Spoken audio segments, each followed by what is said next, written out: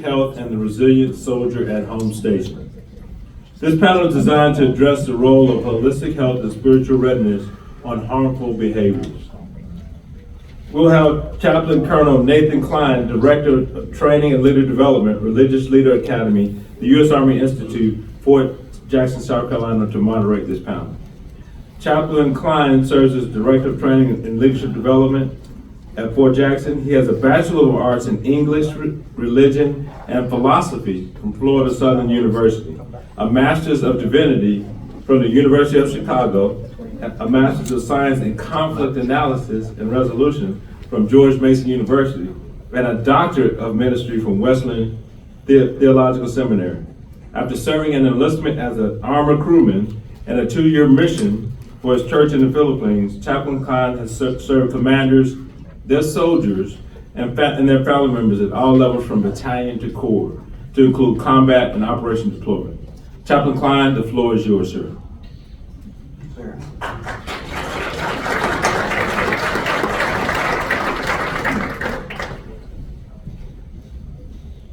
Former Chief of Staff of the Army, George C. Marshall, wrote, "The soldier's heart, the soldier's spirit, the soldier's soul are everything.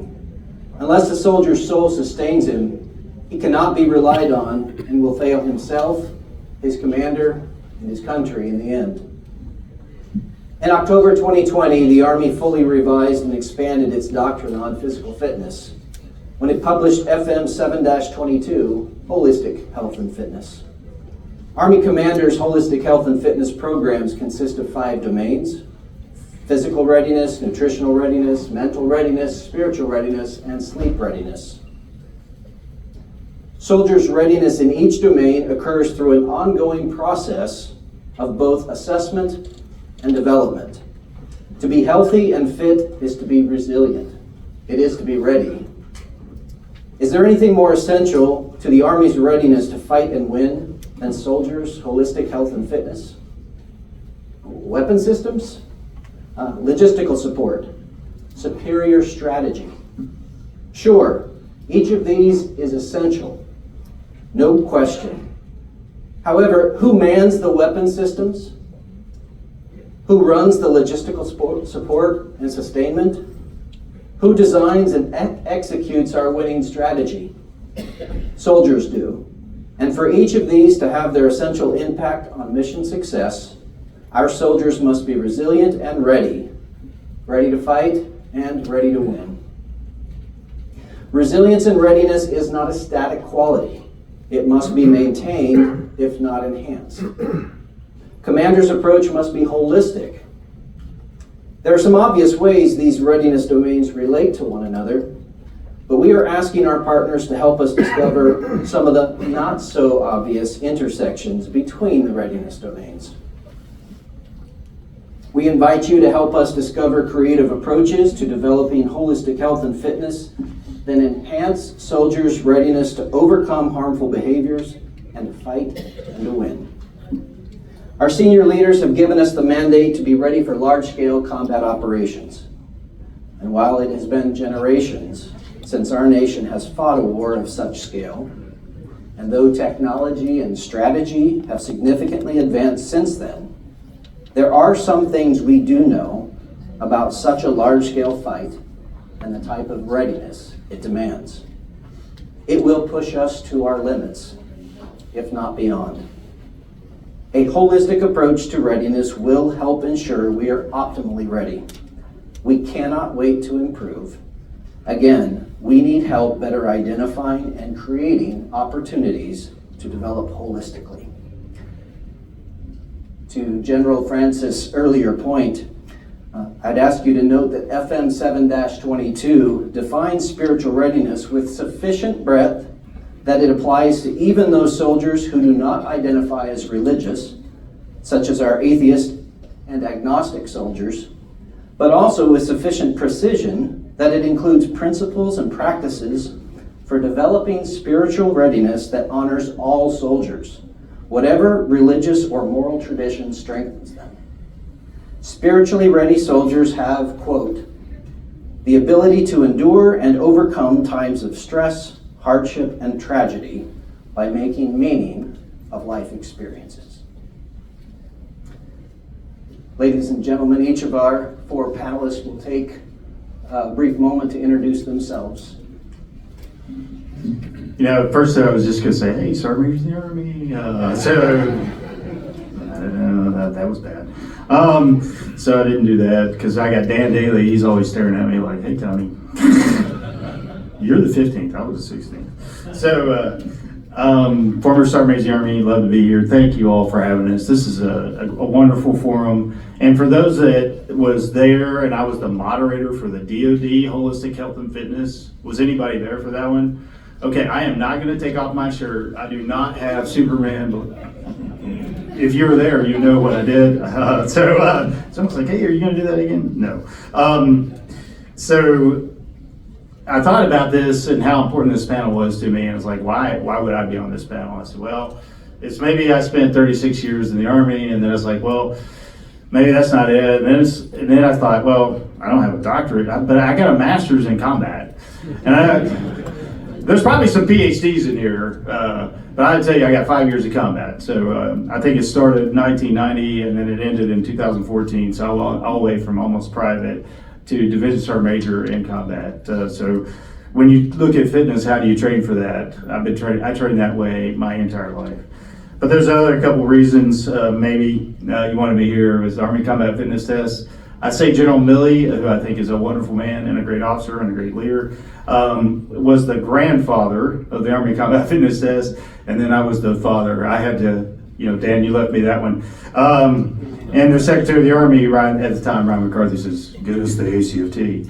And I got that changed. So first time in 40 years, we got the Army Combat Fitness Test changed. So did a lot of research in that. And then really looked at it from also, did a lot of studies in mindfulness with Walt Pyatt and Dr. Amishi Jha as we, they said, oh, mindfulness has been around for a while. And I go, oh, I can't argue with that. So about 15 years ago, you couldn't find a book on it, so anywhere. So did a lot of studies. And that culminated in 2022 when we really wanted to get a lot of focus on suicide. In 2022, the Army had the lowest suicide rate we had in 10 years. So I did a lot of focus on that. So I look forward to your questions, and I'm super excited to be here with you today. Awesome. And I am also happy to be here with everybody. I'm Dr. Keita Franklin, and I am, my background is in suicide prevention, surprisingly. I had a full federal career as a civilian, leading suicide prevention most recently at the Department of Veteran Affairs, also in the same role at the Pentagon before that over the Defense Suicide Prevention Office, and during most of the buildup of the war effort, I led behavioral health for the Marine Corps.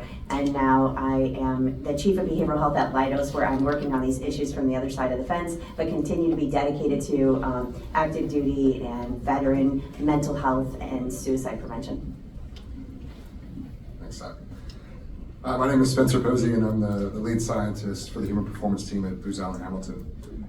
And at Booz Allen Hamilton, we are an advanced technology company that focuses on speed to mission outcomes. And within our very talented human performance team, we focus on building solutions for mission partners.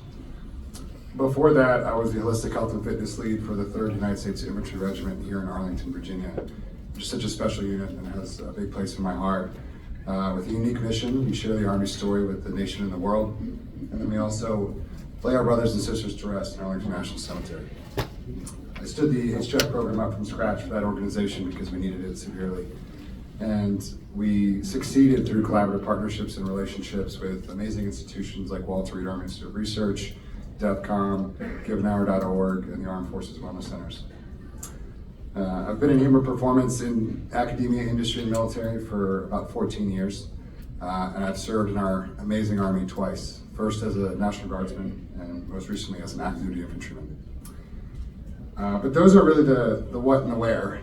It's important for me to share my why. Many of you may be familiar with Simon Sinek, who wrote a book called Start With Why, and the premise of it being that people don't buy what you do, they buy why you do it. So for me, throughout my life, I've been driven by a deep-seated need to unlock human potential, physically, mentally, emotionally. And I thrive in bridging the gap between science and application. And my passion is to not only help individuals perform at a high level, but thrive in all aspects of life. Thank you. Hi, my name is Brett Fisher. I'm a physical therapist, I'm an athletic trainer, and a certified strength coach.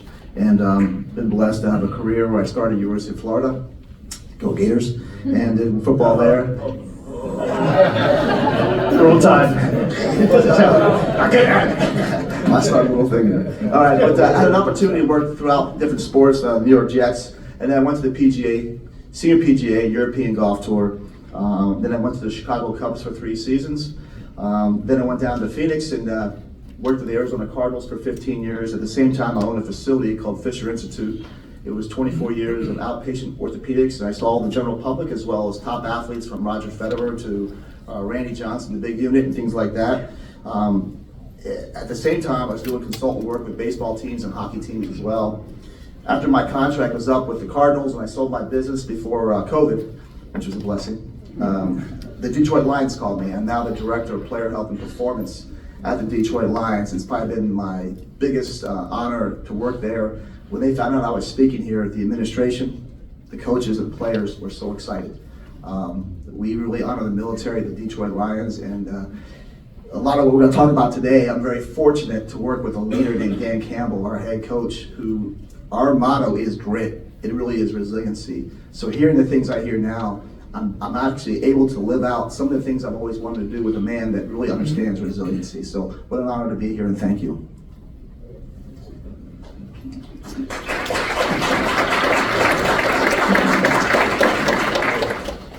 Ladies and gentlemen, we've prepared 4 questions. Each question will have a primary and respondent, about 3 to 4 minutes, and then a supporting respondent for about a minute after that. Our first question, our primary respondent, Mr. Posey, and then Dr. Franklin, supporter. What examples from your personal life or professional practice can you provide that illustrate the necessity of a holistic approach versus a more traditional approach, such as focusing, for instance, on physical fitness? Thanks, Chaplain. The nature of something holistic is that it looks at the interconnectedness of systems. And I'm going to impart on some personal background. So I have to wind the clock back to 2008. I had just joined the Army, been through basic training in NAT as a National Guard soldier. And my father had been in Iraq serving with the Army Corps of Engineers for most of my high school time. He was a type 2 diabetic, which we know is a disease that is majorly influenced by epigenetic choices in lifestyle medicine. He came home for Christmas in 2008 and was diagnosed with pancreatic cancer, and he died 60 days later, which had a profound impact on my life as a young man. I was 18. And as a young soldier, I didn't have the tools, the resources, or the education to know how to work through grief, how to educate myself or take care of myself in a holistic manner, physically, mentally, spiritually. And at the time, my platoon sergeant, as a gift, gave me alcohol to work through that. And that was part of the culture. Little did he know that I was drinking heavily, because I didn't know how to support myself through that time. So that is an example of what I saw in the culture 10 years ago, and I needed H2F at that time as a young soldier. I needed to have those resources, to have leaders wrap their arms around me and help me through things like that, to be more resilient. Fast forward a decade and I end up in Washington, D.C. at the Old Guard.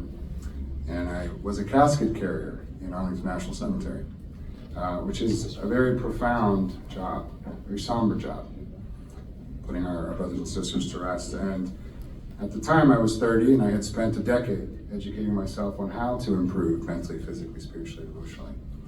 And sometimes we were doing 5 funerals a day, which as a casket member, you're inches or feet away from family members who are grieving. And that had a pretty hard impact on me, and it took more than just a weekend to recover mentally and spiritually. So I looked not at myself, but at my teammates, my casket teammate members who were 20, 21, 22. And I asked them how they were spending their weekends, and they were drinking heavily, using caffeine, nicotine, energy drinks ad nauseum, having poor relationships at home. And then I took a look around the organization and I said, what resources do we have that actually truly invest in our soldiers, given that it's a very unique mission, hard mentally and spiritually? And there were none. So I spent a Christmas break and I wrote up a standard operating procedure, and I took it to the brigade commander. I said, sir, I think this is how we can improve our soldiers. And from that point on, that was my job. Soldiers still need H2F today, and they will need it 10 years from now. Our soldiers need to adapt. They need to be able to be resilient in different battlefields at home before deployed. And for me, I've gone through iterations of how I take care of myself and then take care of my soldiers when I had them. And I think this is the most important investment the Army has ever done. I'm a huge fan of it. Oh, I think that's all good points. I can add to that just the notion of the family as part of the holistic fitness and the role of the family. Also, equally so, my father was in the Navy, enlisted for 22 years, and we're an Air Force family. And having worked on this from the standpoint of being a civilian, I see firsthand the importance of the family piece of all of the domains. And so the family's ability to engage in peer support with other families, the family's ability to feel spiritually fit. So just so important with all the things that you shared. And I was also thinking just about, and I know we're in a room full of believers here, but least we do not understand the connection between physical fitness and emotional health. From a suicide prevention standpoint, over the years I've reviewed fatality reports of service members and veterans that have died by suicide, and we review like the days and months leading up to their death, and we review just every action that went on in their life, and we learn from these, and we develop policies for these, and we develop programs. Inevitably, one of the themes that would come across, which often hit across many of the domains, is that the troops were in the hospital setting in the days leading up to their deaths for some sort of a physical issue, and they were willing to perhaps go in for a broken ankle, for back pain, for headaches. You know, there's sometimes some hesitancy to seek out other types of care, not always for the right reasons, but we know people are hesitant, particularly in my field. But if they will go in for a physical issue, we know that it's also impacting their emotional issues. So just even those two parts of the domain, they just go together so closely. Thank you. Primary responder for our second question, Mr. Brett Fisher, supporter, Mr. Posey. Looking at the intersection between sleep readiness and spiritual readiness, and considering how each might support or serve as a precondition for the other, what insights can you provide that would help soldiers optimize readiness in each domain? Practices, techniques, resources, technology, etc. How might these help soldiers be more resilient to harmful behaviors? Yeah, so to me, this question was very insightful and really was a great exercise for me to kind of put my thoughts together and what I've seen in my life and put it in paper, which I really appreciate the question. And to me, it's a process to eventually get to one thing that's called grit. And I'll define that in a second. But first of all, as mentioned earlier, mindfulness. We must know that there must be an initiative from the person to want to grow, to want to do things. And it's so important to have that mindfulness or growth mindset. But then obviously this word has been used quite a bit here today. What is your why? What is your purpose? Why do you get up in the morning? These are the things we have to get to our people to understand why are you doing what you're doing. It transcends, and we can never separate the body, mind, and spirit and understand that. So, Michelangelo said one time, he said, the purpose of life is to find your passion or your why, but the meaning of life is to give it away. And I think that holds true what we're talking about here, about isolation and things like that. When we're truly doing what our why is, we're serving other people. And it leads to what grit is. And grit is defined as purpose with passion on a long-term view. It's not temporary, it's not one moment. You have a long-term view and you have passion. Like I said, I'm very fortunate to work with a man that has instilled grit into me at a higher level now that I'm 60 years old, and to see it play out. Now, the NFL is not the U.S. Army in no way, or form, or fashion, but to see people get changed by having a why and having a passion is incredible. Now, the thing about it is that grit has nothing to do with IQ, has nothing to do with physical talent. We have a lot of first rounders that never make it. They can jump 40 inches, run the 4.40, but they don't have grit. Our job, what we do, I just came back from the NFL Combine, which we do all the testing, psychological, physical, everything else. We at the Detroit Lions try to develop and try to get people that have the foundation to start grit. Because we know through the tough times they're gonna come, who are these people that we can kind of build upon? And I really admire the Ford family all the way down to what I do, because that is their motto, is to develop people, not just the physical part, and it's just so similar to what we have here. And even going through the process, well, that sounds great, but how do you develop grit? And number one is you have to get your why. You need to sit down and say, what passions do I have? What gifts do I have? What things do I like doing? People need to be involved in that can see things that you can't see. Number two is discipline, and bringing a discipline, I mean enthusiasm every day. Because there's gonna be times where you don't wanna get up. There's times you don't wanna do this. There's times you don't wanna do that. But how do you build enthusiasm? And that's important because when you bring enthusiasm every day, you give yourself, you encourage others, because you might need that person to encourage you one day. So building that in a daily matter, that's part of that discipline. Number three is practically block time. Block time for those things that you need from a mental standpoint, from a spiritual standpoint, and a physical standpoint. That must be built into your schedule, not 2 days a week, like we just mentioned, but 30 days in a month. Every day we need to be doing this at some form or fashion. Number four is enlist people around you. The Bible says iron sharpens iron, like one man sharpens another. We need people in our lives. We need community. It could be here in the military, it could be at home, it could be friends. You have to surround yourself with good people. There's no way around that. And another way is setting short-term and long-term goals. And even like the Aura Ring is a great example of short-term goals. Like, hey, I got this man who wants to sleep. I'm getting better. These little things each day build up an encouragement and enthusiasm that you need to have resiliency day in and day out. And what are your long-term goals? Which leads to my last point, is we have to take time periodically to take a perspective, take a step back, go 35,000 feet in our lives, and what can we look at? Where am I at in my process? What things have I gotten so far? How far have you come? Sometimes just remembering where you were when you started to where you are now, just a few steps to encourage you, but have that perspective each and every day to build that grit, which I believe is going to then lead to all the other things we need to do to have a resilient soldier. Thank you. Thanks, Brad. I think that was great. And grit and community are so important. Yeah. And all of us, I know are here because of taking care of people, and we wouldn't be up here by ourselves. I think one of the great opportunities I had is every Friday I would get to sit with incoming soldiers to the brigade, and I would talk to them about H2F, and I went through many iterations of how I would talk to them, and ultimately I needed to give them tangible things to walk away from. So I gave them one piece of kind of data from each domain to take home. Physically, I think too many soldiers get caught up with, well, I'm a bodybuilder, I'm a CrossFitter, I'm a powerlifter. It doesn't matter.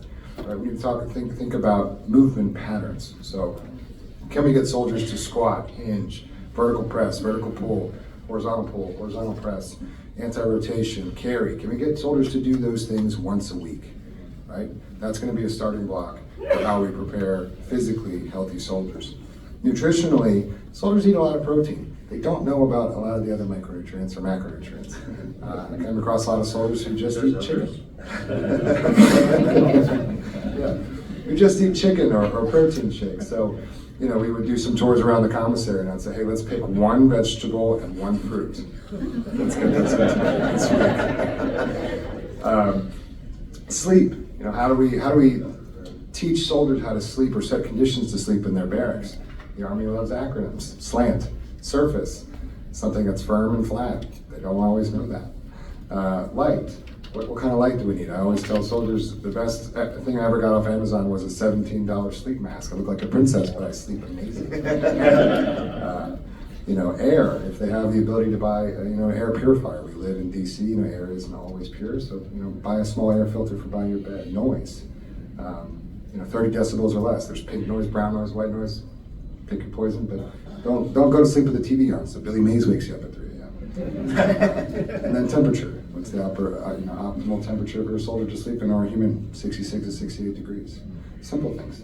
Mentally, kind of like Brett was talking about, growth mindset. I think soldiers, especially the soldiers I've interacted with today, they want a lot of autonomy. They want to be able to choose and make decisions for themselves, and sometimes they don't get that in the Army, and that's just how it is. But approaching situations with a growth mindset, saying this is an opportunity to learn, it's an opportunity to grow, it just might be uncomfortable, and that's okay, and that's where growth is. And then spirituality, we've talked about why a lot. Specifically within the old guard, most of our soldiers are infantrymen, so they sign up to shoot, move, and communicate with the best of them. And they get sent up here to do a completely different mission. And they struggle with finding that passion over time, with doing funerals after funerals or ceremonies after ceremonies.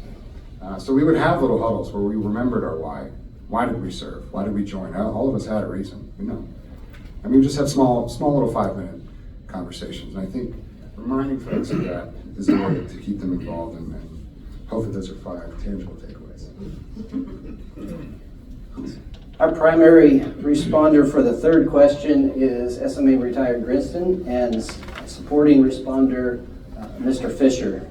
Question is, discipline and accountability are essential to development in each of the 5 domains. Being ready and optimizing performance are ongoing, lifelong pursuits. Adjustments and improvements are expected. Even the way the Army assesses physical readiness and performance has changed from the APFT to the ACFT we use today. How does the ACFT help commanders better assess readiness? Is the ACFT more applicable to a holistic approach? Sir? Boy, I hope so. If it wasn't, I screwed that up. So don't come after me. It comes up a lot. Yes, when you really look at the 3 aspects of the APFT, you just look at physical fitness, muscular strength, and muscular endurance. That was it. And then all the other aspects is what the Army Combat Fitness Test assessed, and that's why we had to change it. A lot of people said, "Oh, it says Army Combat Fitness Test, but you're doing a deadlift." I said, "Well, this, believe it or not, I did a lot of studies for a lot of years, saying these are the exercises, things you need to do." The funny part is that we changed the manual, and nobody changed.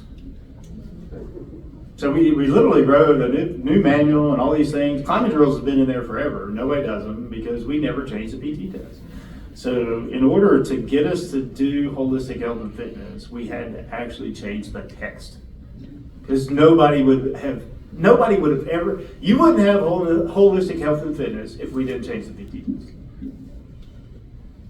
I'm just telling you that. It's like, oh, but if you only test the push-up, sit-up, and run, and not do the other 8 components of it, you just wouldn't have had it. So I think it was vital to the improvement of how we look at physical fitness, because believe it or not, you actually have to test. We do this, and you have to change the test. So, but now to the other parts of that discipline.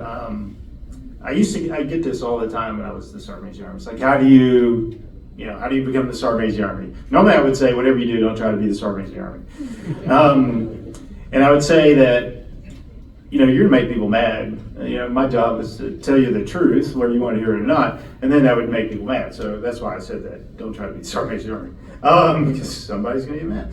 But really, it's a product of being disciplined over time for 30 years. And I know Brett and everybody talked about a few of these things, like growth mindset. If you haven't read the book by Carol Dweck called Growth Mindset, highly recommended. And it talks about, everybody talks about it, but they don't really believe in it sometimes. So to be disciplined, you really do have to have a lifelong growth mindset. In order to change from the APFT to the ACFT, you had to have a growth mindset. And here's my story. It's like, okay, what's this deadlift? We're going to do push-ups, sit-ups. So it's like, I don't think I will be able to do a lot of deadlifts. At the time, I was in my 40s. I was a 4-Scom Sergeant Major. And so I grabbed a bar. And I don't think anybody believes me, but I literally started with 135 pounds. I said, can I lift this off the ground? When I retired, I would routinely max the ACFT with 340 pounds. It was that discipline over time. For the time they said we're going to do this, is like, okay, I'm going to do it this day, and then I'm going to do it the next day, and I'm going to increase, and I'm going to keep doing it. Actually, at some point said, people that didn't want to switch to the ATFT was actually a test in the growth mindset. You had a fixed mindset, and you said, oh, and we took out the leg tuck. I said, I can't do a leg tuck. You are a product of the fixed mindset, because you never said, I can't do a leg tuck yet. And you're unwilling mentally to change. So if there was one recommendation I'd have for everybody in the room, in every manual, is when you talk about the 5 domains, what's the first word we always use in every doctrine? Physical. I think you're wrong. I said it, you should start with the word mental. if you get your mental fitness changing from APFT to HFT, would say, I can't do this yet. And then I train for that. So that's how I feel about it. I'm sure there was a lot of unpackage there. Go ahead. Great point, great point. I think before I say anything, I think one thing we have to do is we have to get physical fitness back into schools starting at first grade. It has to be a part of our culture, part of our life. I go to other foreign countries and I go to places and there's people in the 70s and 80s on the tracks and doing things each and every day. It's not part of our culture. And we need to clean up our diet in America because the statistics were unbelievable that you posted, General. It was sad as an American to see how unfit we are. And then therefore we have a select few we can pick from. And it's even true in the NFL. And we have to change that. It has to start way before this. But first of all, with the ACFT, great job. I mean, what a great thing to change and how you did it and the rationale behind it. I was so excited to come here. I got the video of the test and the old test. And our director of player performance had worked for the U.S. Air Force. He had written some of those. I had him look at it. I had our head athletic trainer, Mike Sundin, look at this as well. And his dad was in the military. And they were so appreciative. And they gave me such great feedback on what this was. And I love the rationale behind each and every test that's there. There's something there for a specific reason. And I love that, of what we did. And I've been reading some interesting articles about people were criticizing it because of the high rate of failure for certain people. I say good.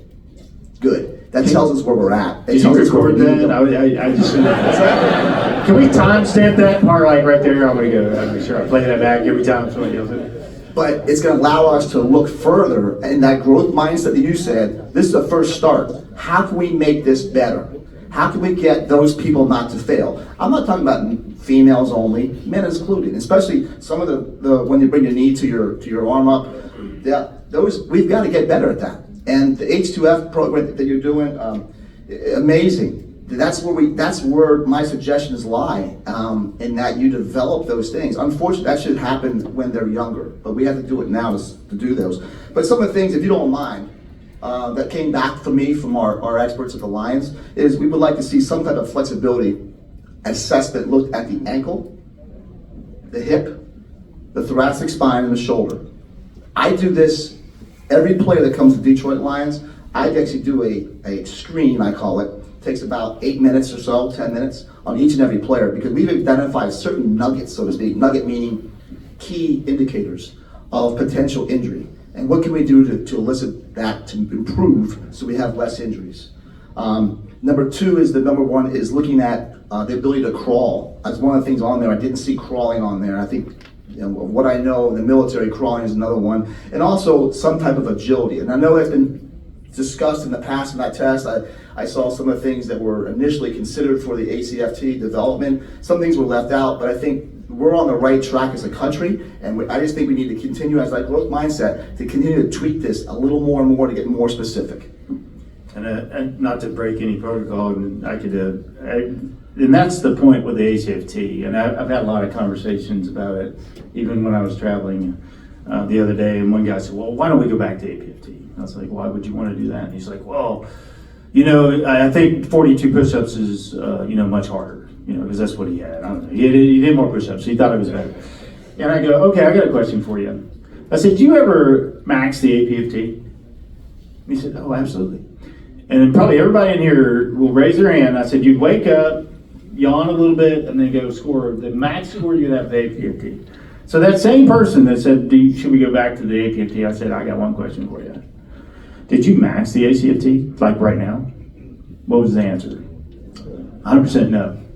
And that's what it was, is, at some point you increase those standards, you add some things back, you got to change it, and then over time you make those incremental changes.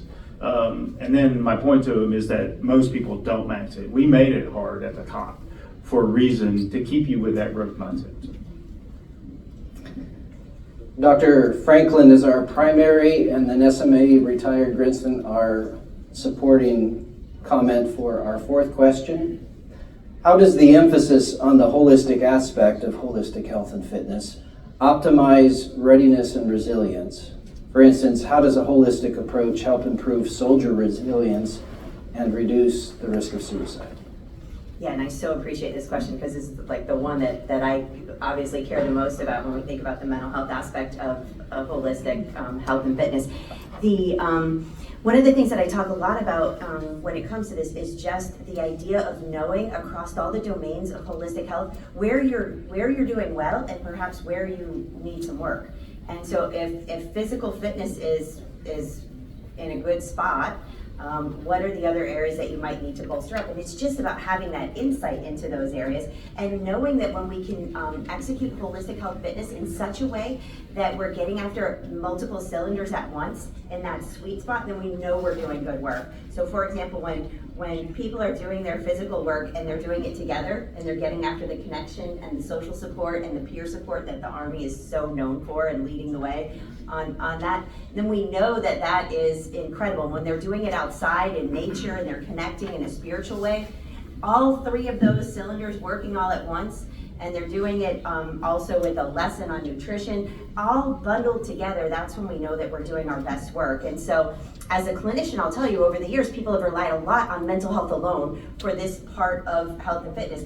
And if only it were that easy, like 50 minutes once a week, if folks show up, it does not produce a resilient soldier. I mean, I see heads, no. We'll have people that are in therapy that are still struggling with pain, isolation, loss of hope, that don't feel like they belong. And so if they are engaged in a life worth living and they're activating on all of the cylinders, sometimes all at once, we know, that's my big takeaway, we know that we're doing our best work when that happens. In the absence of that, having insight to know where to plus up, all things good, but I'd be curious what Sergeant Major thinks as well. Thanks, Dr. Franklin. We're terrible at holistic health and fitness. And it's like, you're not, and I know, I acknowledge I'm not the Sergeant of the Army, and but I still, in my current job, I get to go travel, and I was down and with a unit, and said, hey, you're gonna do PT. No matter what, now, it's not my job anymore, but I'm like, oh, you gotta do it. So I did. I actually had the whole holistic health and fitness trainers that were out there. They tried to kill me. It's like if you did this every day in your unit, you would have no fat people in the Army. So it's like I was like, they literally, I'm like, ugh. And at the end, we stopped. I was like, oh, that's kind of cool. I said, well, everybody sit down. I want you to take a few minutes and close your eyes, and I want you to think of what is great in your life right now. And they looked at like, oh my goodness, you're going to work on something else, not physical. Right? That's what I mean with this holistic health. We talk about it, but our food can't touch. And I said, I keep talking about this whole mental aspect. It is hard to be super fit if you can't mentally wake up in the morning. How do you go do PT? It's impossible. It's like, I don't know. So we talk about holistic health and fitness like in silos. And we do it every day. We do PT. And I see it. And unfortunately, I do go out. And every time I see it, we do the physical aspect. And we never want to touch the mental aspect. And we talk about mindset. We talk about mindfulness. And you never practice it. I've not been to one unit that I didn't tell them stop at the end of the PT session, let's do some meditation. Not one time has any unit, while I was a Sergeant of the Army or since, has actually looked at it holistically. We do it, okay, now I'm going to do meditation. This time I'm going to do yoga, so I'm doing it. And this time I'm going to go for a run. That's not holistic, you bring it all together. So, and I give you so many examples of this, of how we don't. I was like, okay, you got a soldier, they're overweight, what do you do? Oh, we're going to do PT with them twice a day. What happens when you stop? I said, at one point I said, it's probably better if you just went with them to breakfast, lunch, and dinner every day than it would be to do a second PT session. Go find a unit and see what happens. I don't know what they're doing now. I'm not the Sergeant of the Army. But I bet that squad leader isn't directed to go look at the nutrition. And then lastly, the biggest one, the dominator in all depression, and I think is the catalyst, and it is our fault. Most of the leaders in this room is sleep. We have prided ourselves in this. Year after year, study after study said, you're making life and death decisions, and it's just like being drunk, and we just applauded ourselves in it. like, Sergeant Major, you went to bed? Yeah, I need to sleep. I can't believe you went to bed at 11 o'clock. Well, I got up at 5. Does that count while you were still sleeping? Well, I went to bed at 2 o'clock in the morning. How many people in this room had that conversation? If you were in the Army, you better be raising your hand. I'm going to call you out. And I know you, so like every one of you, you prided yourself on your lack of sleep and the ability to go do your job.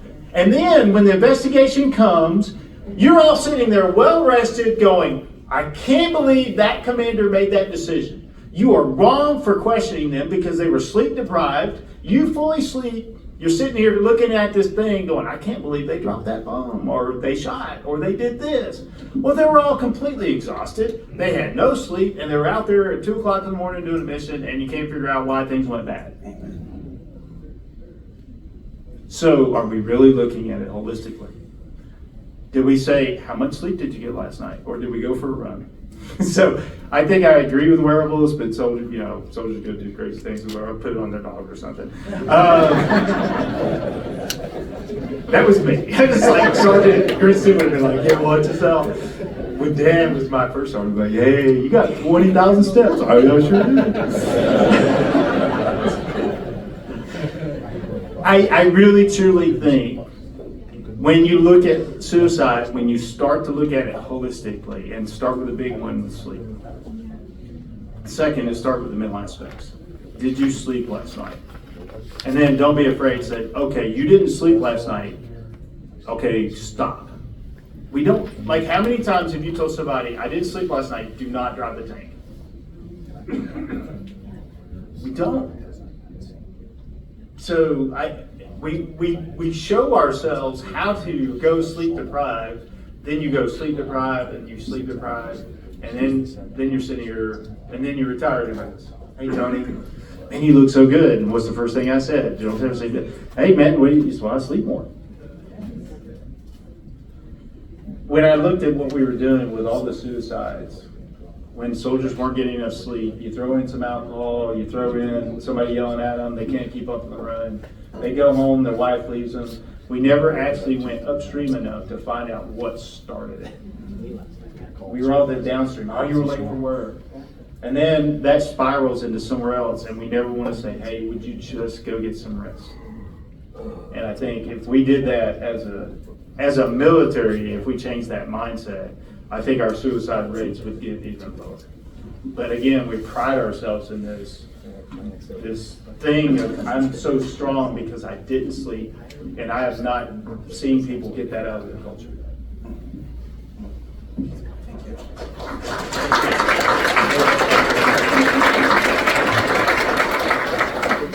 So panelists, your answers have inspired some great questions here. Our first one, Mr. Posey, is for you.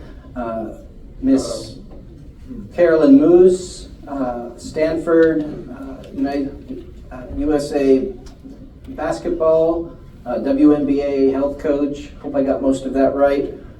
Sir, her question is, how do you see timing of implementation and integration correlated to successful long-term adherence and permanent lifestyle changes? She writes, I feel it is never too late to start, and also, to your point, culture comes from the top. Mr. Posey. Well, kind of as Sergeant Major talked about, I never think it's too late to start implementing lifestyle changes. We see massive effects at the cellular level, all the way up to the organism level, major health changes. So it's never too late to do that. I think that as an institution in the Army, we should start it from day one, and it should end, it really should never end, but end as an institution when someone leaves the service.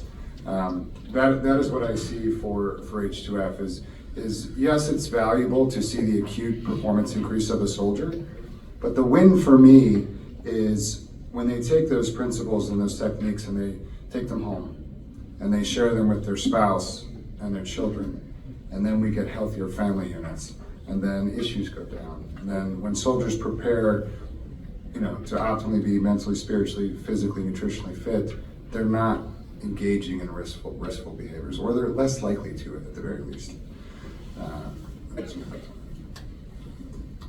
Thank you.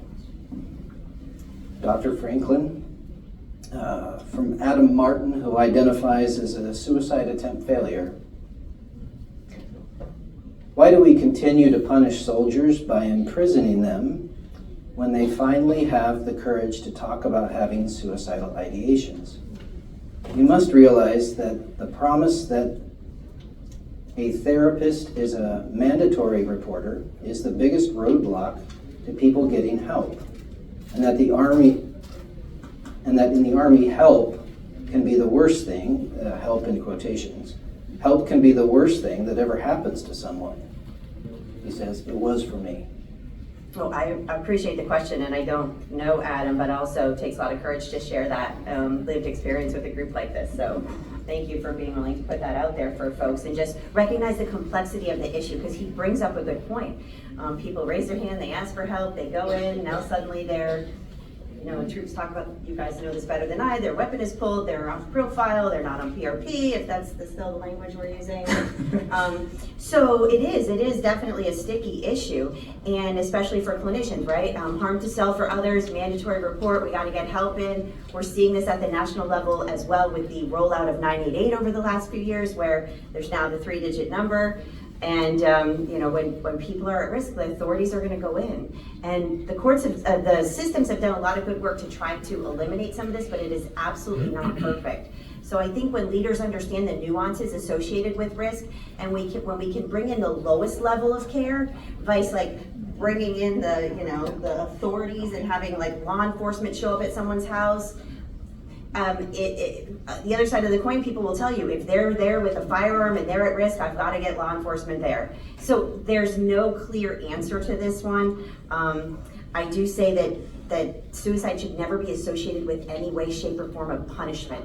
When somebody ends their life by suicide, there's usually 20 to 25 factors interacting all at once, and there's never a single, somebody is not to blame. There's just a lot going on. The absence of protective factors like social support, peer support, leadership support. And so if only we could boil it down. I got asked that question a lot on the Hill. What are the top 3 reasons for suicide risk? And what is the military doing about it? Well, as if it were that easy, right?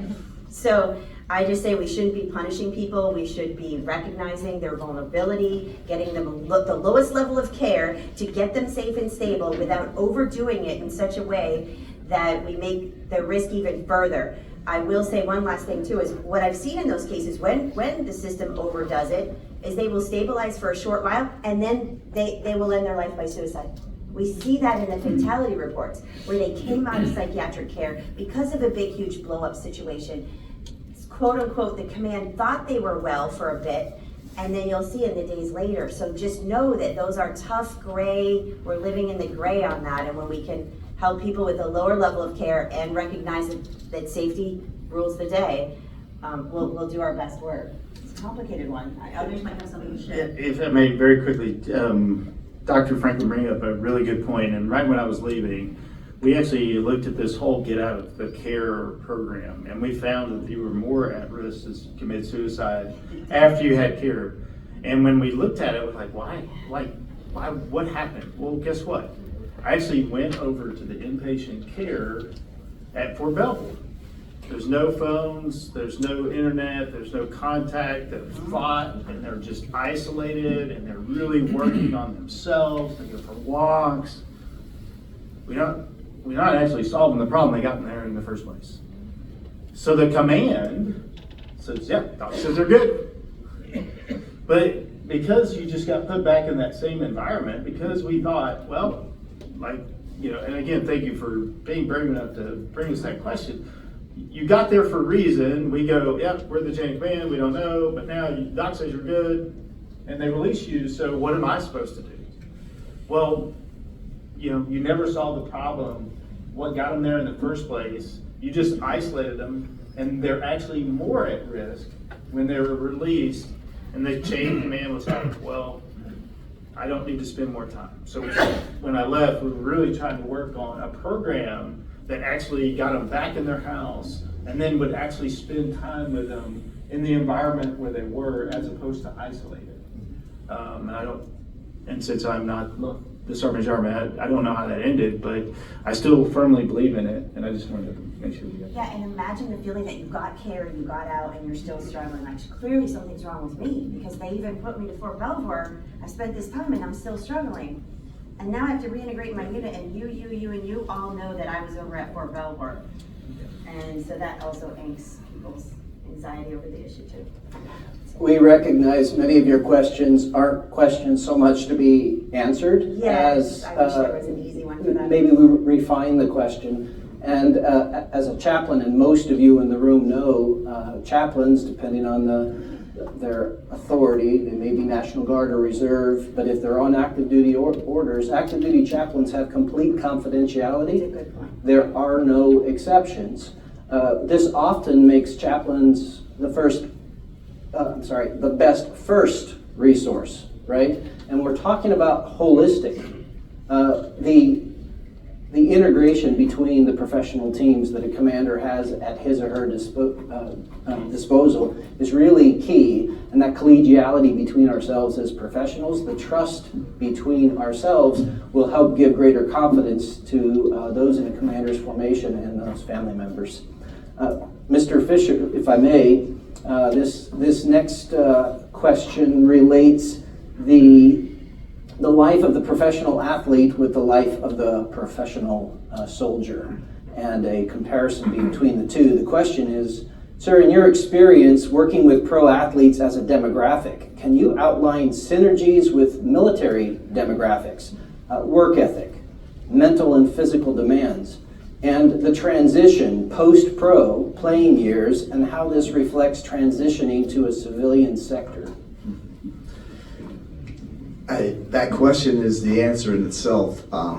There's a big high rate of bankruptcy, suicide in the NFL, players who leave because their identity has been as a football player their whole life. And many of them don't know who they are, they just know that they're seen as a football player. Once that identity is taken away, they're not quite sure why they belong.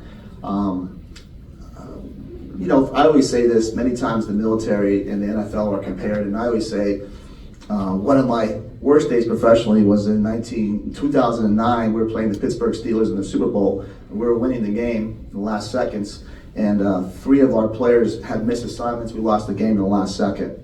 Well, guess what? After that game, we had a party at the hotel. We were sad. We ate shrimp cocktail, we had a lot of food, stayed, all right, we flew home. U.S. military, if you have 3 people who miss assignment, they could all be dead or bring everybody else dead. So there's a big chasm when it comes to the military to the NFL, and I respect that. But we do see a lot of parallels of discipline, mindset to get where they are. I see the best of the best and how they got there.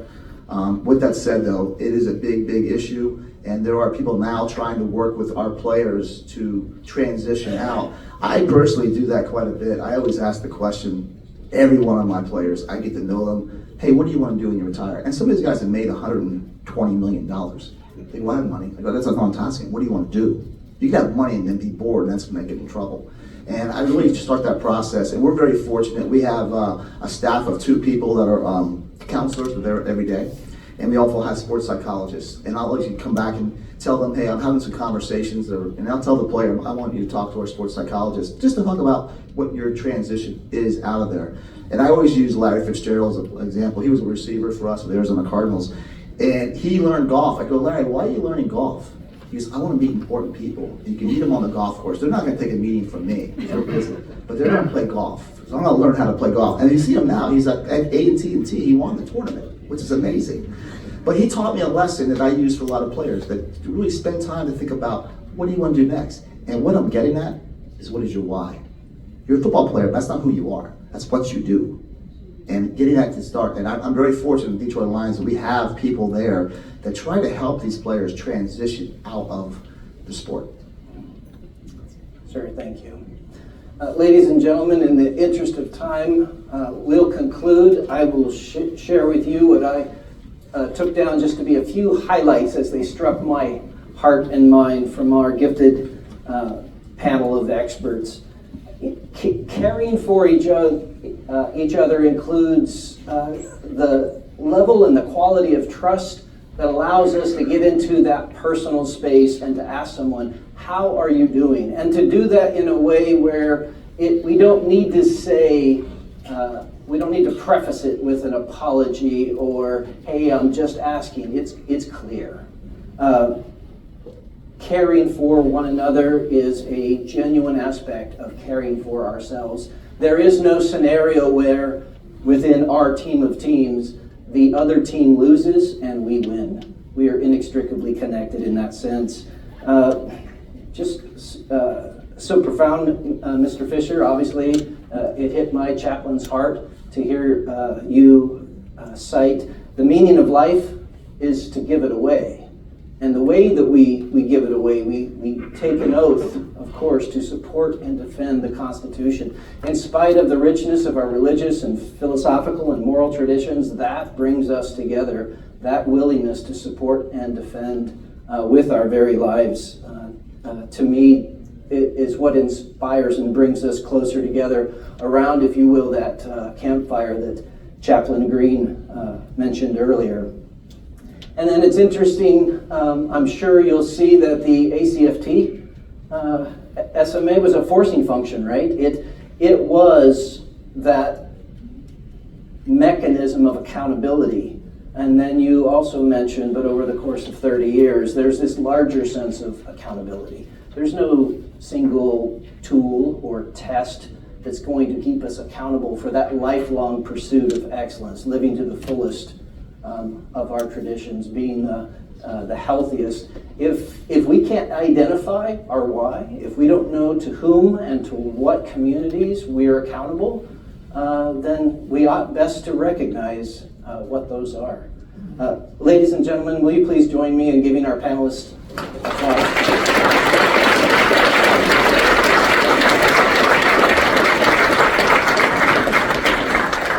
Wow, what a great panel. Thanks, panel. You are released. You've set the bar pretty high.